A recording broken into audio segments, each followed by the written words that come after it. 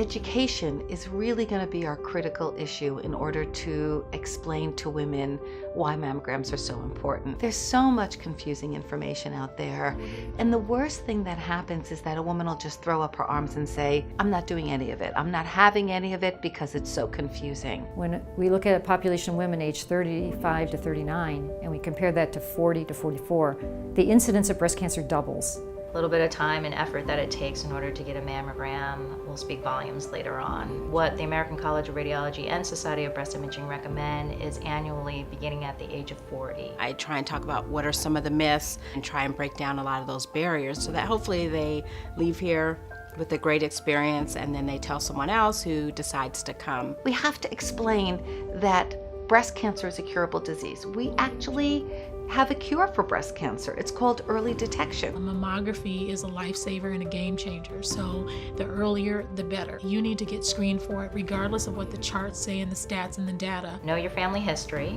be aware of your own body, educate yourself as much as possible about what you can do to improve your own health. We know that the death rate from breast cancer has gone down 35% in 2 decades.